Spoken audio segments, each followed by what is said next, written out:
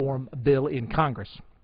And I thank you for giving me this time this afternoon to talk about it. I yield back.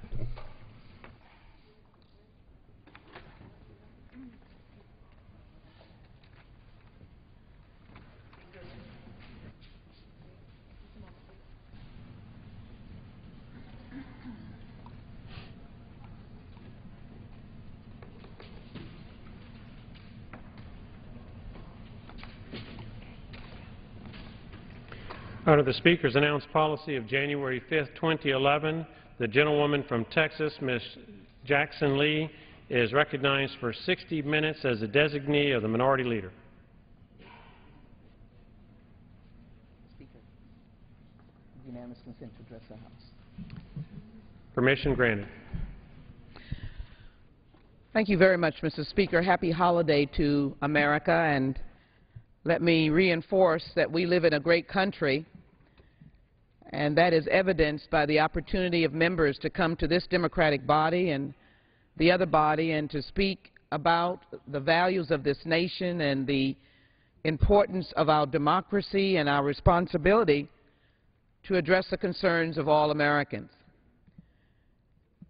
It is good for us to have an opportunity for dialogue and to be able to listen to each other. I know that I'll be joined shortly by the whip of this Congress, Mr. Hoyer. So let me just quickly say, I've always thought, I remember serving in this Congress when President Bush was the president, and I always made the point that once we are elected, even as we come from constituency, even as we come out of tough political battles, it really is the oath that we take that ensures that we represent all of America. Whether we have the glory of coming from a state that is claiming progressiveness or one that is conservative, when we get on that train or airplane or drive that car and come to Washington, D.C., we represent all of America. So let me quickly just say that you're looking at a stack of papers that represent the approach that my Republican friends took to fund the needs of the American people. Under the Democratic caucus and the Democratic Congress of last Congress, we had the appropriations bills, almost 12 of them, come to the floor, and members could, in open sight, debate all of the issues around the different bills dealing with transportation and housing and homeland security and defense. They had an opportunity to be on the floor. The constituents could email or call or say, what is that in this particular bill? But under this Republican leadership, this is what they brought us and gave us 1 hour to read these pages because of the emergency of funding the American people. That's not a way to run a country. It's not Democratic or Republican. It's not conservative or liberal. It's just not the way. And I would offer to say that we're committed and should have done this weeks ago, extending the payroll tax relief, providing for 160 million working Americans, extending the unemployment, helping 6 million Americans.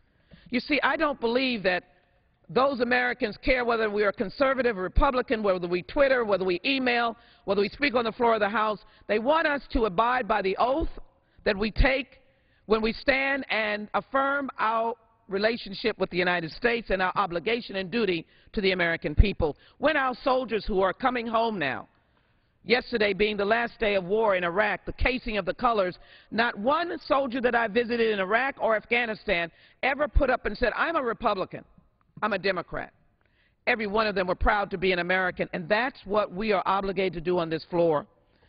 You know, it saddens me to report to you and the American people, my colleagues, that the banks of America have $64 trillion in their accounts, refusing to spend it, to yield, to loan it to small businesses or those who want to buy homes.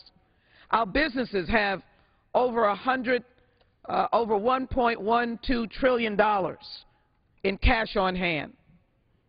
It saddens me to hear that businesses who are protected by our flag and our soldiers and can do business in a democratic setting, just because of wanting more money, they will lift up their business and take it to another country and remove the employees who invest in this country. It saddens me. I ask the simple question, where there is a benefit, is there not burden? And I do want to correct any impression that we tax Americans 90%. Yes, we need tax reform, real tax reform. We need to help Americans keep money in their pocket. But I can tell you, out of $10, we don't take $9. We want people to be able to work and reap the benefit of their work. But may I just share with you that America is an umbrella on a rainy day, that when there are hurricanes and tornadoes and earthquakes, you expect us to come running and restore your communities. You expect us to take care of the dams and bridges, the highways, to ensure that America's infrastructure is working, that the electric grid can withstand cyber attack, potential homeland attack, if you will. After 9/11, you asked America why, and you wanted us to get busy and get to work and ensure the homeland is protected. And I sit on the Homeland Security Committee. Every day our responsibility is to read the fine lines and the classified information to make sure that we are in front of the terrorists, whether it's a lone wolf or whether or not it is a massive attack. We have been fortunate because of our young men and women in the military, because of our intelligence community, that we have not had a major attack on our soil since 9/11. That's what the government is all about. You cannot throw the baby out with the bathwater. And we have some other responsibilities as well. The responsibility is ensuring our children are safe and that we don't allow and condone sexual abuse of our children or bullying of our children. Yes, you can make a national statement on that, though we want families to get help and children to get help. But the circus that is going on in Penn State is so unacceptable. I've introduced legislation to stop the funding of any entity, federal funding, that covers up or tolerates child sexual abuse. I've introduced legislation to make a stand against the bullying and ask communities and school districts to establish best practices to help our children and families. And then it is important to note that we do need to have the harmony and the collegiate collaboration that really speaks of this grand place, this august institution of which we've had so many opportunities. One of our members wrote or was interviewed in one of our newspapers here on the Hill, and he spoke eloquently as a protector of this institution, one who had been here even as a page, and he mourned for the lack of collegiate interaction. Everybody thinks it's a joke to call people names. I do not, for we all come in different shapes, sizes, and colors, and it is unfortunate that groups get condemned because of their race, because of their sex, or because of where they come from, their lifestyle, their background, who they represent, who they come on the floor and attempt to advocate for. I do not in any way disallow anyone who comes with a different perspective from one that I may be suggesting today. And that should not generate name-calling. And the press loves it. They love to see us name-call against each other. They make that the story of the day. They don't talk about the yellow ribbons that members wore, both Republican and Democrat, commemorating the return of our soldiers. And I personally thank them because I came to them and asked them to do so. I thank them, the Speaker, the Leader, the Majority Leader, and of course the Whip. Leadership coming together to say thank you to our troops. Members, why don't we, as we go through our holiday season, turn ourselves around? Let's not give fodder to the media who simply likes to ridicule and make us look as if we're doing nothing. And whether or not I agree or disagree, I know members are in their offices or in their districts, and they are responding to the needs of our constituents. And as I speak to our constituents back home, as we send this bill to the President and appropriations comes that will help you in housing, help you in transportation and the environment, it is important for our local officials, and I look forward to working with my own city of Houston. Let's be responsible in these dollars and make sure that the monies get to those who are in need. So that when constituents sit back home and they see the debating going here and the ire going here and maybe some of the disagreements, and then they wonder, where is my help coming? We've sent it to the state, we've sent it to the cities, and it's important for you to hold them accountable as to the resources that are needed to improve your quality of life.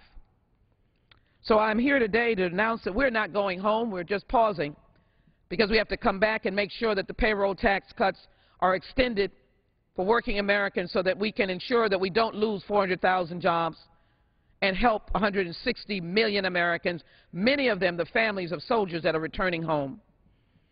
And then, of course, it is important for us to ensure that the unemployed, 6 million of them, and some even beyond that, the 99ers who've come up against the wall of no unemployment insurance, are taken care of. And can I just say to you, unemployment insurance is not a handout. I spoke with someone just the other day, had 4 boys that they had to take care of, was working and now on unemployment, trying to find work. But they worked. This is their insurance. This is the wisdom of America, to not let people be abandoned. And so I would hope that we would find the collegiate ability to give the media back home and here more positive messages to take back and not utilize, if you will, the media waves and the First Amendment to ridicule an institution that so many of us and all of us hold dear, not for us being here present, not for any personal status, but we hold it dear and near because of the history of this place. So many decisions have been made. The early founding fathers had a smaller setting just outside of these chambers. But this is how we have come to be the longest lasting democracy, because we view this place as a place to work out our differences and not a place to raise our differences. We've had some major crises in this country. I would like to have been here and imagine what the members were addressing on the 1929 collapse, when if you read your history books, people were jumping out of windows, primarily in places where they felt the financial impact. Congress had to come together. Decisions might not have been the best, but they made it through the 1930s. I know my grandparents have spoken about what that depression was really like. Then a president by the name of Franklin Delano Roosevelt dealt with World War II, but also dealt with the dismal conditions of this nation and put America back to work to bring about the prosperity of the 1950s. I have the greatest hope that we have that potential. And I know that President Obama believes in job creation and has done so, 3 million jobs and more to come. And rather than focus on a company that would disregard the patriotic obligation to hire Americans and think that it's so easy to pick up, and it is. We are a democracy. We have no restraints on anyone planting their business anywhere, moving their business anywhere. But to think that we have lost the patriotism that would cause me to say, you know what, I'm going to suck it in, keep these hardworking Americans working in whatever state it is, and I'm not going to fall victim to greed and leave, but I'm going to stay put and make sure that I am taking care of the American people. That's what I would hope to see in this country.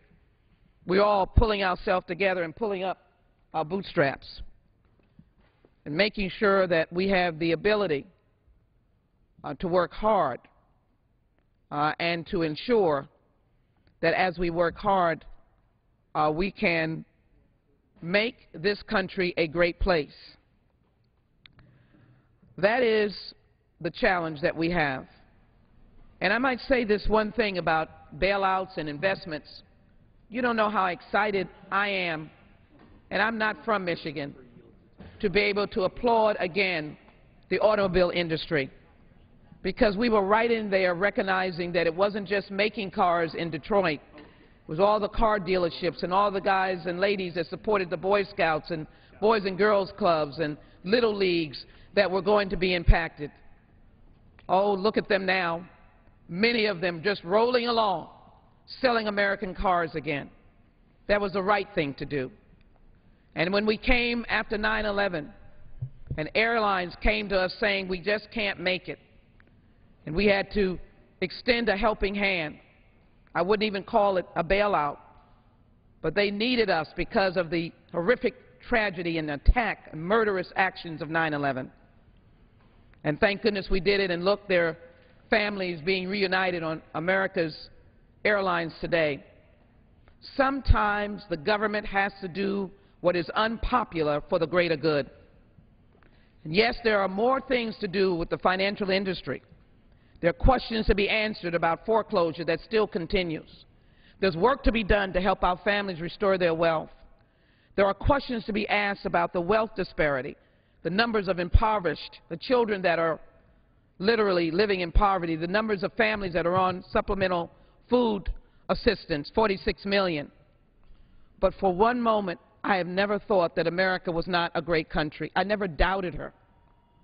In spite of the accusations and the name-calling that comes about when the political process, I never doubt the greatness of America. The gentlewoman yield. Be happy to yield to the gentleman. I thank my friend for yielding, and I'd like to join with my friend in stating that this great level of patriotism and dedication to the United States of America is something that obviously does transcend party. And I appreciate the fact that, while we obviously disagree on lots of issues, I appreciate the fact that she has pointed to this spirit of agreement and comity. And I think it's very key on this particular day, as we have dealt in a bipartisan way with the threat of a government shutdown that's looming just hours away from us now. We've been able to successfully avert that. But the reason that I've asked my friend to yield is that we met in the Rules Committee until early this morning, and I've been going for the last couple of days, and I just heard over the past several hours of the passing of a good friend of mine who was one of the greatest essayists and witticists of our time. And when I heard the news of Christopher Hitchens' passing, I was struck with what a dedicated and patriotic individual he was. I suspect that he would have disagreed with my friend on the issue of dealing with radical Islam, but it's one of the things that brought the two of us together. And he and I, over the last decade plus, have spent a great deal of time talking about that and other international policy issues. But if one looks at the piece, the series that he wrote in Vanity Fair as he was diagnosed with cancer, they're very, very powerful. And again, Christopher Hitchens and I didn't agree on every issue, but I always enjoyed the exchanges and the time that I was able to spend with him, and of course have been fascinated by his works. And I think that the world is a better place for Christopher Hitchens having lived, and obviously we're saddened by his passing. And I want to say to his wife and daughters that our thoughts, I hesitate to say prayers, when it comes to Christopher, go to him, because he was a very committed atheist.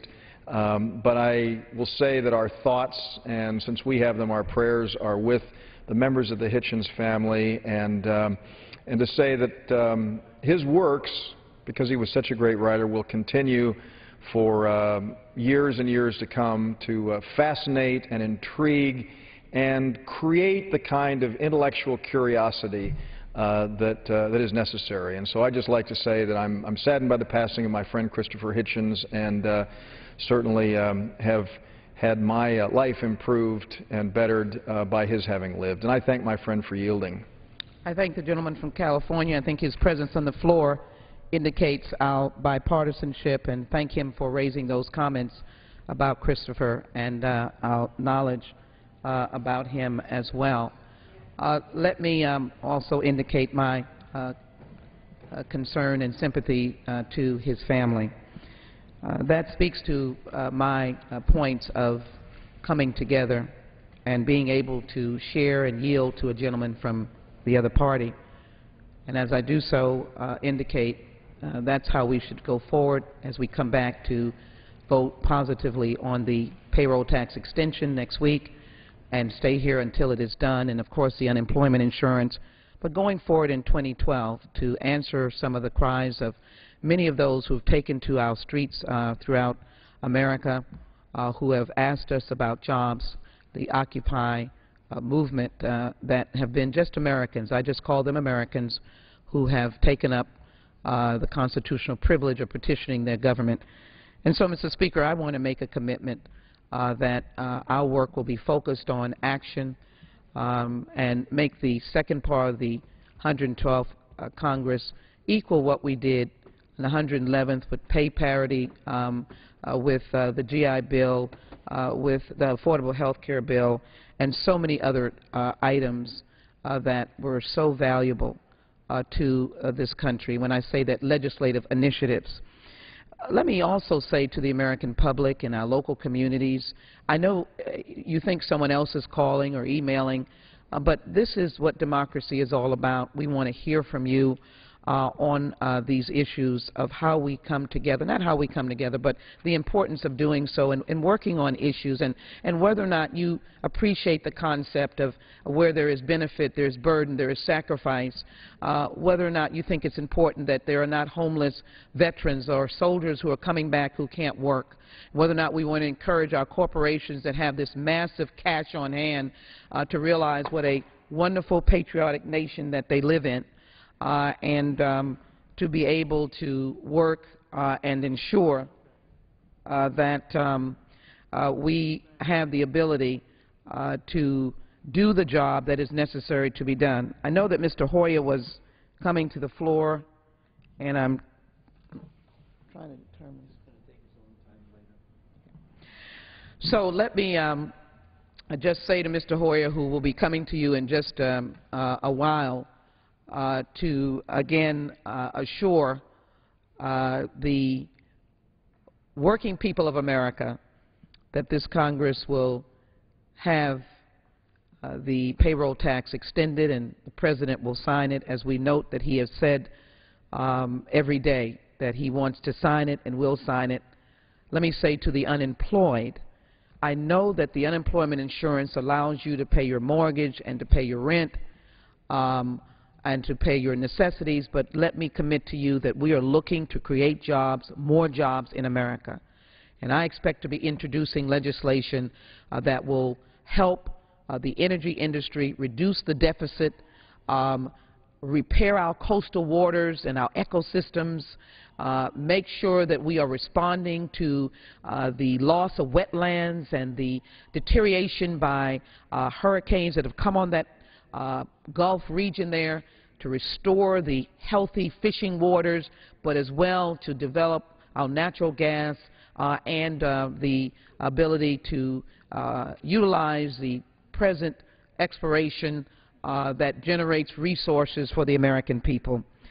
This is a season of giving, and I only want that America be known as a benevolent nation, but strong and powerful in her values, and, of course, respecting her military, but the military based upon a civilian-led government that focuses on democracy, equality, and justice. And I say to my colleagues, let's come back here next week to finish our job, but 2012, let it be the no-name-calling session, and let us focus on what we do for others, what we do for Americans, and let it not be as a progressive or a conservative, but let it be as an American. That's the call for this nation, to come and stand as an American.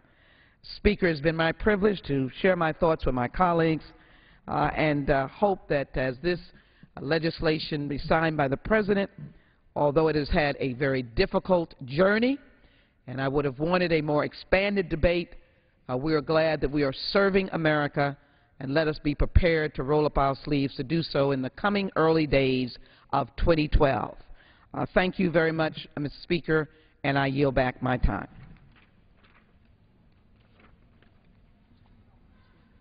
The gentlelady yields back. Under the Speaker's announced policy of January 5, 2011, the Chair recognizes the gentleman from Texas, Mr. Gohmert, for 30 minutes.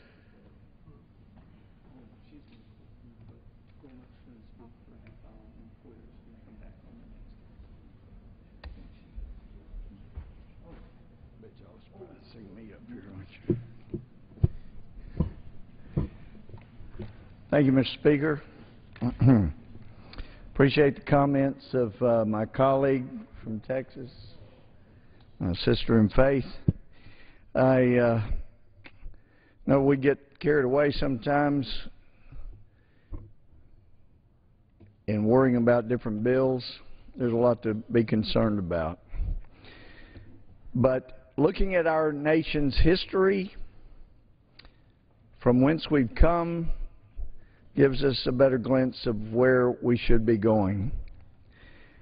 And at this time, as Congress has for decades, many generations, we are about to have a Christmas recess. And so, though we're used to in here debating back and forth, fussing back and forth, because of the season, and also with due deference to the things my friend from Texas said, it is important to take note of whose we are and our history, just as our founders did. I've got a book here, William Federer, just a wonderful gentleman. He's put together so many great books. This one's called Prayers and Presidents, Inspiring Faith from Leaders of the Past. And it's noteworthy. I mean, I was 4 years in the Army, and I never saw an order like this. But right now, we're debating whether or not chaplains should be forced to marry people that they know in their hearts violates their Christian teaching, their Christian beliefs.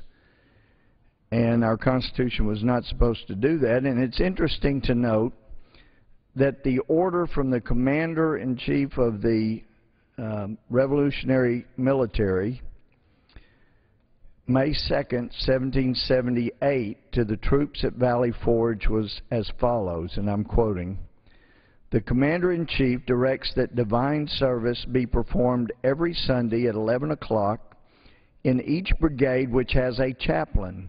Those brigades which have none will attend the places of worship nearest to them. It is expected that officers of all ranks will, by their attendance, set an example for their men. While we are zealously performing the duties of good citizens and soldiers, we certainly ought not to be inattentive to the higher duties of religion. To the distinguished character of patriot, it should be our highest glory to laud the more distinguished character of Christian." That was the order of George Washington in 1778 to our troops. It's also worth noting that when he did what no man has ever done in the history of the world before or since, that was lead a military in revolution, win the revolution, and then tender his resignation and go home, in essence committing, "I've done what you ask, you gave me all power, I'm giving it all back." At the end of that resignation was a prayer, and I'll read part of the prayer from George Washington. This was 1783, June 14th. The end of his resignation was these words: "Almighty God, we make our earnest prayer that you will keep the United States in thy holy protection." He goes on and says, "And finally, that thou wilt most graciously be pleased to dispose us all to do justice, to love mercy, and to demean ourselves with that charity, humility, and pacific temper of mind which were the characteristics of the divine author of our blessed religion, and without an humble imitation of whose example in these things we can never hope to be a happy nation." That was George Washington in resigning as no one had done before. In fact, King George, when he was told Washington was resigning, didn't believe him.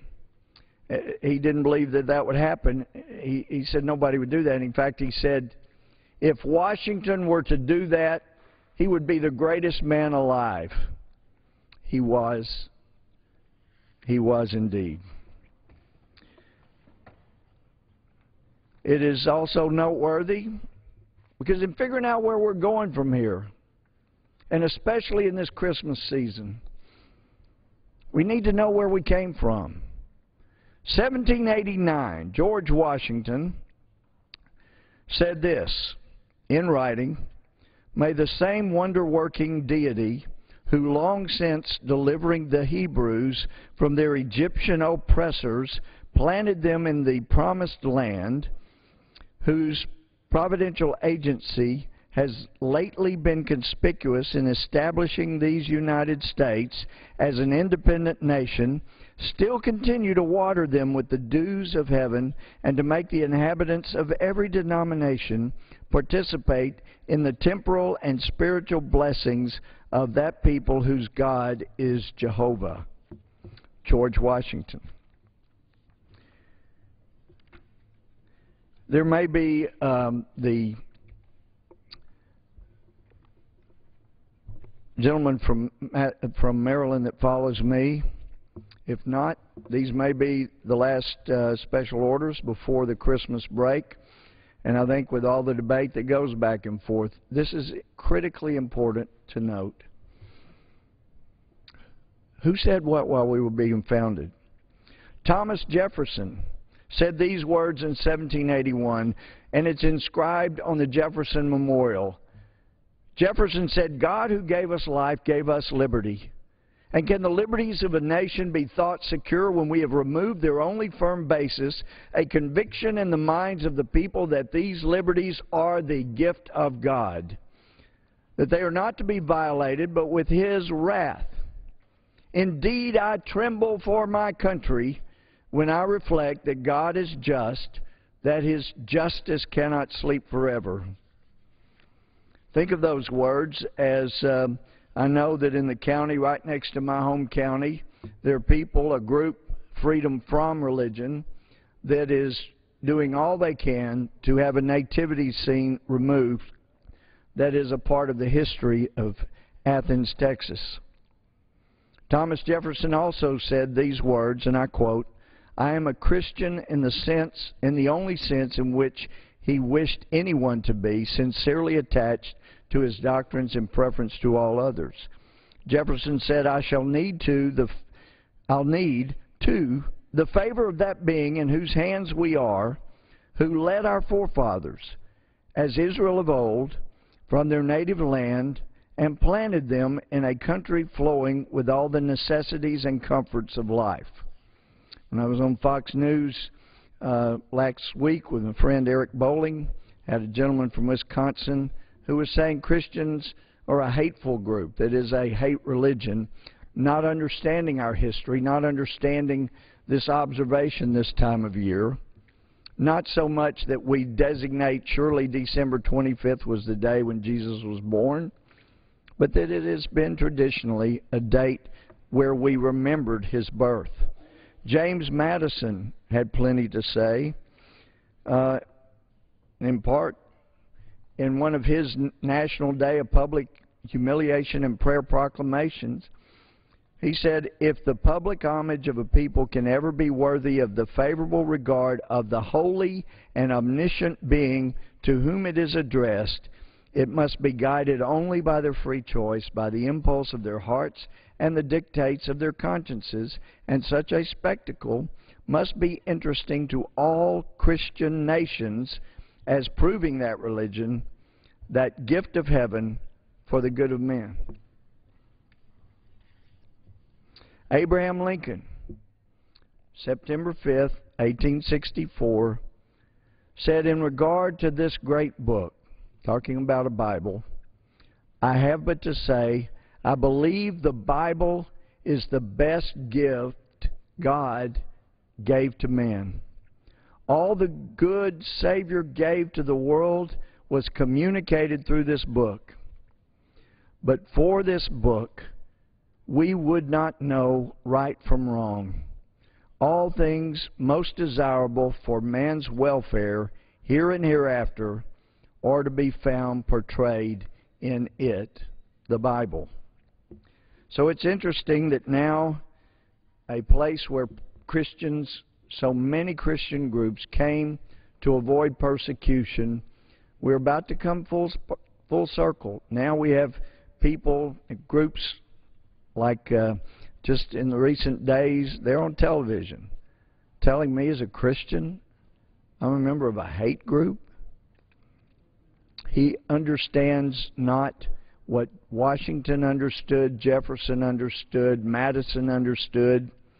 And how about the only president to have ever been elected to Congress and been elected president and to have been appointed to the Supreme Court. In fact, he was Chief Justice of the Supreme Court.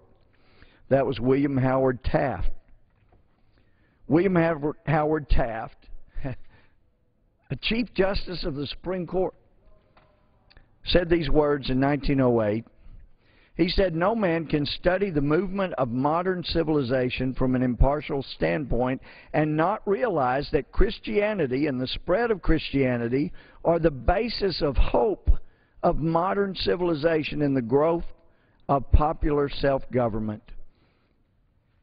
Our only member of Congress, who is also president, who is also Chief Justice, said this: "The spirit of Christianity is pure democracy.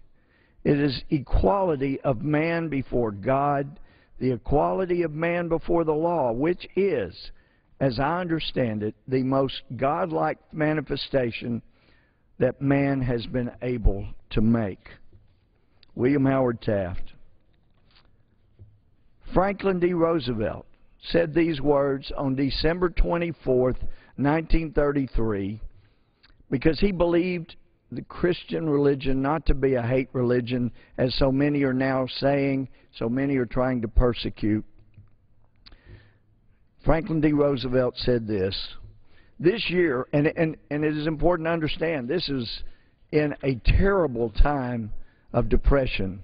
Roosevelt said, "This year marks a greater national understanding of the significance in our modern lives of the teaching of Him," and he capitalized Him, "whose birth we celebrate. To more and more of us, the words, quote, 'Thou shalt love thy neighbor as thyself,' unquote, have taken on a meaning that is showing itself and proving itself in our purposes and daily lives. May the practice of that high ideal grow in us all in the year to come. I give you and send you, one and all, old and young, a Merry Christmas and a truly happy New Year.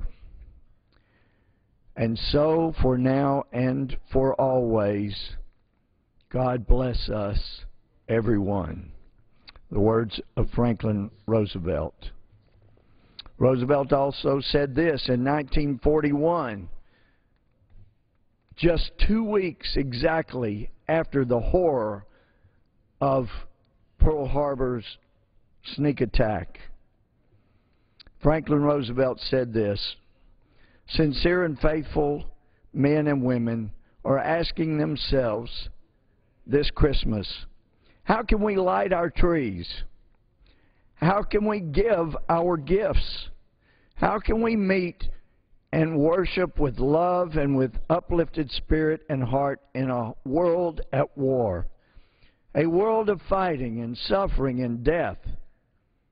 Roosevelt went on, "How can we pause even for a day, even for Christmas Day, in our urgent labor of arming a decent humanity against the enemies which beset it? How can we put the world aside, as men and women put the world aside in peaceful years, to rejoice in the birth of Christ?" Franklin Roosevelt went on. He said, "Looking into the days to come, I've set aside a day of prayer. And in that proclamation I've said the year 1941 has brought upon our nation a war of aggression by powers dominated by arrogant rulers whose selfish purpose is to destroy free institutions. They would thereby take from the freedom-loving peoples of the earth the hard-won liberties gained over many centuries. The new year of 1942 calls for the courage, our strength, as the strength of all men everywhere is of greater avail as God upholds us." He says, "I therefore do hereby appoint the first day of the year 1942 as a day of prayer, of asking forgiveness for our shortcomings of the past, of consecration to the task of the present, of asking God's help in days to come. We need His," and Roosevelt capitalized His, "we need His guidance, that this people may be humble in spirit but strong in the conviction of the right, steadfast to endure sacrifice, and brave to achieve victory of liberty and peace. He says, our strongest weapon in this war is that conviction of the dignity and brotherhood of man which Christmas Day signifies. Against enemies who preach the principles of hate and practice them, we set our faith in human love and in God's care for us and all men everywhere. The year later, exactly, Franklin Roosevelt said, to you who serve in uniform, I send a message of cheer, that you are in the thoughts of your families and friends at home, and that Christmas prayers follow you wherever you may be. To all Americans, I say that loving our neighbor as we love ourselves is not enough. That we as a nation and as individuals will please God best by our showing regard for the laws of God. There is no better way of fostering goodwill toward men than by first fostering goodwill toward God. And then Franklin Roosevelt quotes from John 14:15. He said, if we love Him, we will keep His commandments. In sending Christmas greetings to the armed forces and merchant sailors of the United Nations, we include therein our pride in their bravery on the fighting fronts and on all the seas. It is significant that tomorrow, Christmas Day, our plants and factories will be stilled. That it is not true of the other holidays we have long been accustomed to celebrate. On all other holidays, word goes on gladly for the winning of the war. So Christmas Day becomes the only holiday in all the year. I like to think that this is so because Christmas is a holy day. May all it stands for live and grow throughout the years. Might be worth hearing from John Kennedy, December 1962, approximately a year before he was assassinated.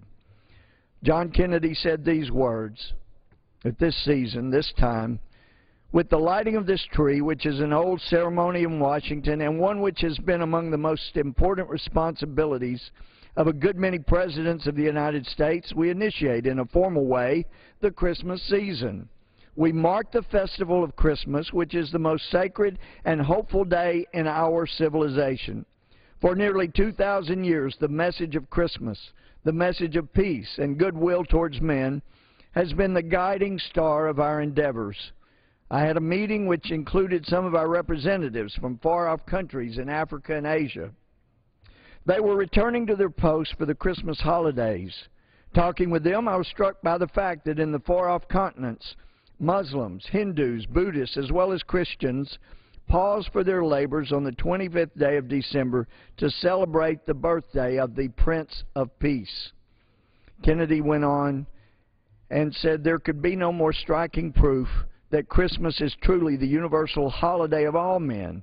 It is the day when all of us dedicate our thoughts to others, when all are reminded that mercy and compassion are the enduring virtues, when all show by small deeds and large and by acts that it is more blessed to give than to receive. It is the day when we remind ourselves that man can and must live in peace with his neighbors, and that it is the peacemakers who are truly blessed. In this year of 1962, we greet each other at Christmas with some special sense of the blessings of peace. This has been a year of peril, when the peace has been sorely threatened. But it has been a year when peril was faced, when reason ruled. As a result, we may talk at this Christmas just a little bit more confidently of peace on earth, goodwill to men. As a result, the hopes of the American people are perhaps a little higher. We have much yet to do. We still need to ask God to bless everyone. And then finally, I was asked last year to write a story, personal story, about a previous Christmas season. I would like to share that. It can be found at Human Events, entitled Answered Prayer, from December 25th, 2010. Mother had become so very impulsive. You never knew what she might do next. This brilliant woman, in her younger years, had put herself through Baylor University in less than 3 years while working full-time, was a member of an honor society, and had spent most of her professional life as an 8th grade English teacher. She had prided herself on being able to solve almost any puzzle, answer most any question, and now it was she who was puzzled by lots of things. She got disoriented and was going crazy, thinking she might be going crazy. In fact, a local doctor in our town in East Texas told Dad if she got much worse, she might need to be put in a home or an institution. That drove her even crazier.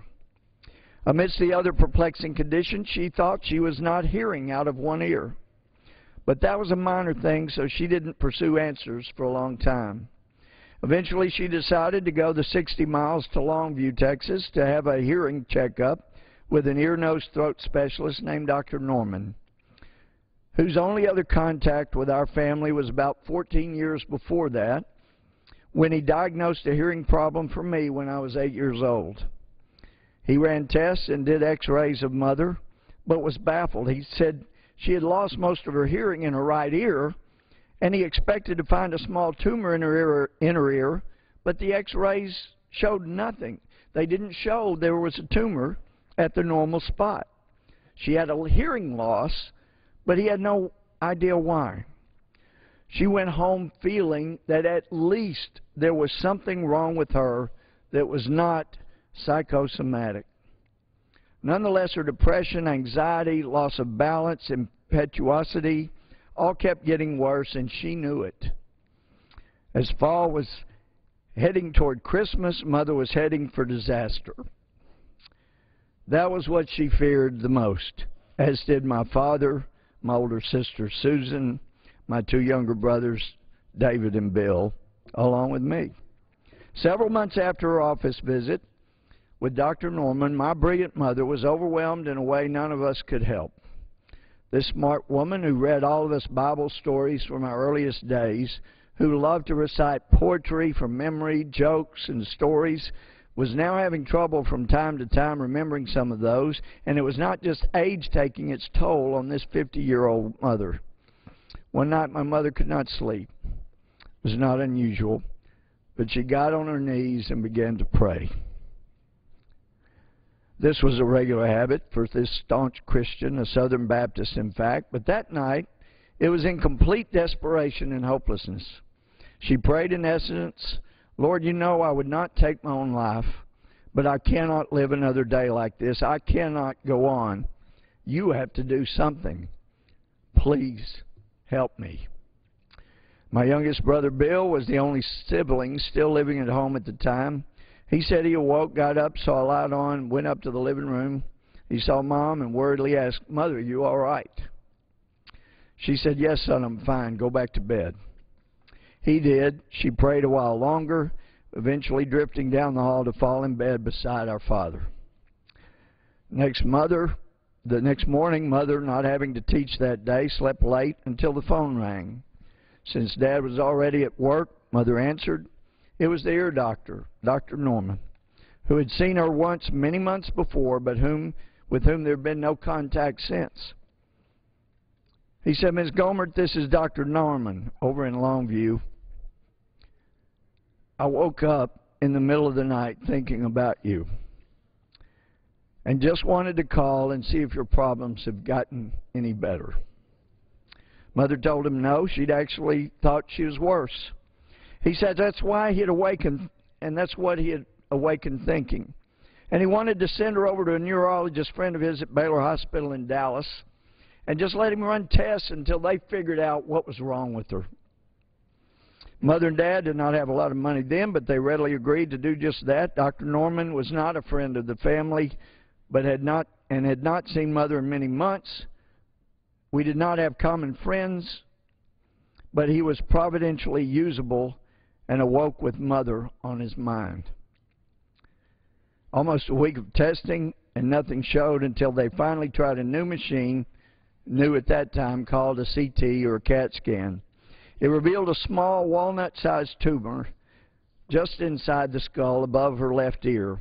Mother was elated when she told us the results. We were all heartsick, but not Mother. She was so excited because she knew it was a physical problem. She wasn't just going crazy. What was more, she knew, as we all did, God had answered her prayer. From there, she could handle whatever happened. The doctor at Baylor, concerned about the sensitive area of the brain in which the tumor is located, referred to her neurosurgeon friend at the Mayo Clinic. And again, she and Dad did what they had to. Surgery scheduled shortly after Christmas. When the neurosurgeon went in, he found the tumor was more like grapefruit size instead of the walnut size. It involved a great deal of the brain and could not be entirely removed. We were told later it would grow back, maybe a year, maybe 20, no one knew. Mom felt that was okay. And through it all, she found her amazing sense of humor again as well. In fact, her surgeon was quite concerned that he had traumatized the nerves or part of her brain and that could have materially affected her abilities. He told the nurse it was imperative that he watch her come out from under the anesthesia so he would have a better idea of the damage that might have occurred. He was alerted and was standing at the foot of the bed when she opened her eyes, which then met his eyes, and he asked, "Do you know who I am?" My mother looked at him for a moment and said, "If you don't know who you are, you're worse off than I am."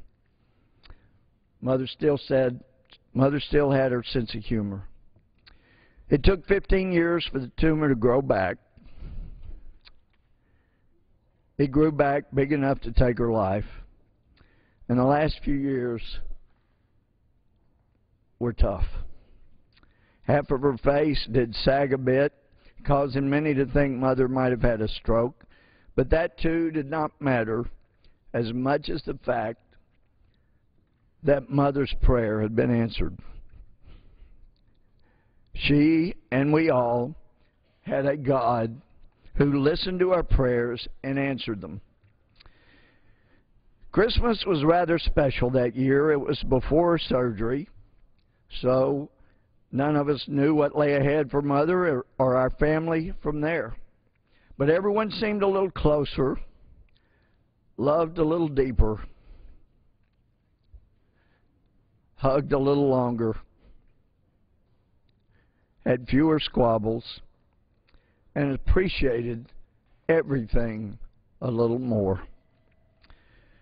2,000 years after God gave us Jesus, He was and is still in the business of answering prayer, just as George Washington, Thomas Jefferson, James Madison, the presidents throughout our history, Abraham Lincoln, on up to the present day, have acknowledged. Mr. Speaker, as so often occurred in the first 100 years of this country's history in this building, I close with a verse of Scripture, as so many in Congress used to do. Psalms 116, 1 and 2. I love the Lord because He has heard my voice and my supplications, because He has inclined His ear to me. Therefore, I will call upon Him as long as I live. Merry Christmas. Happy holidays to others who are offended by Merry Christmas. But as Franklin Roosevelt said, God bless us all, everyone. Merry Christmas. Thank you. I yield back. Gentleman yields back. Under the Speaker's announced policy of January the 5th, 2011, the Chair recognizes the gentlewoman from the District of Columbia, Ms. Norton, for 30 minutes. Thank you, Mr. Speaker. I come to make a few remarks about the 2012 Omnibus Appropriation Conference report just passed, and about one part of that report that had no place in any conference report or any House appropriation bill. I refer, of course, to the part of that report called the D.C. Appropriation Bill. For all of the contention in this Congress As we look at the 2012 omnibus appropriation, there is certainly much for Democrats to be relieved about. There was a wholesale attack in the beginning of this Congress on everything from education to clean energy. But in the end, because Democrats know how to fight for what the American people tell them to fight for, health care reform was saved. Wall Street reform was saved. Clean energy was saved. Job training was saved. NPR, the National Public Radio, was not defunded. Planned Parenthood, which offers reproductive services throughout our country, was not defunded. And Title X family planning was not defunded. The National Labor Relations Board can continue on its rules concerning union elections. And these are only some of the many ingredients in this omnibus report that led Democrats to vote for it, because it contained much for them to be proud of. Yes, in the give and take of appropriations, the kind of give and take there should have been more of during this Congress. There were some things in this appropriation bill for the nation that I do not support and that Democrats generally do not support. Still, this bill was far more bipartisan than any bill that has come before the 112th Congress. Then, of course, there was the D.C. appropriation. From anywhere in America, the words D.C. appropriation do not sound right on the House floor. This is a place where we deal with the nation's business, not the business of any local jurisdiction. But, of course, there are anachronisms here. There are intrusions here, and they go to matters affecting the District of Columbia. To be sure, there is much to be relieved about in this bill. This was not a total loss for the district. The bill funded our top 3 priorities. The extraordinary D.C. Tuition Access Grant Program, the Department of Homeland Security headquarters, now going up in Ward 8, a part of our city where there is great unemployment, where this construction is doing a great deal of good, and funding for HIV/AIDS prevention in the District of Columbia. I want to thank my good friends, Ms. Emerson and Mr. Serrano, particularly for the HIV/AIDS funding for education and prevention. This funding was included in the President's bill, but it didn't have to be in our appropriation, and indeed it was in neither the initial House or Senate appropriation. I asked these 2 appropriators if they could possibly see to it that this funding was included, because the district has the highest HIV/AIDS rate in the United States, in part because of the needle exchange rider. Well, this doesn't have to do with the needle exchange rider. This just has to do with making sure that there's money for prevention and education. And so I want to thank Ms. Emerson, and I want to thank Mr. Serrano, because together they saw to it that this funding was in the bill, And I certainly want to thank Ms. Emerson for the bipartisanship she has shown ever since she has been on the committee that handles the D.C. appropriation. Even in those occasions where she and I are in disagreement, she is always open to hearing from us. I am equally glad that the D.C. TAG program was funded. Thousands of our children are going to colleges throughout the United States. On funding from the federal government to make up for the fact that the District of Columbia does not have a state university system. If this funding had been shut off, it would have been a catastrophe for those in college and those preparing to go to college. And of course, I mentioned the Department of Homeland Security headquarters. That headquarters, a priority for this administration and the last administration, is also a priority for the District of Columbia because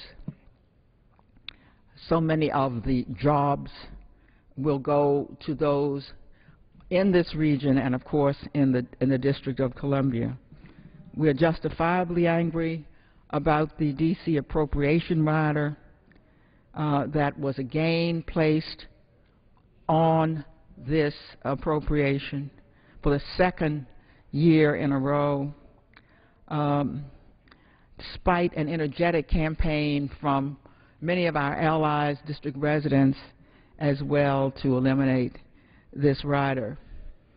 I see that my good friend, Mr. Hoyer, has come to the floor. While there is a great deal more I want to say about this bill and how it affects the District of Columbia, it is with pleasure that I yield to my good friend, the whip, such time as he may desire. I thank the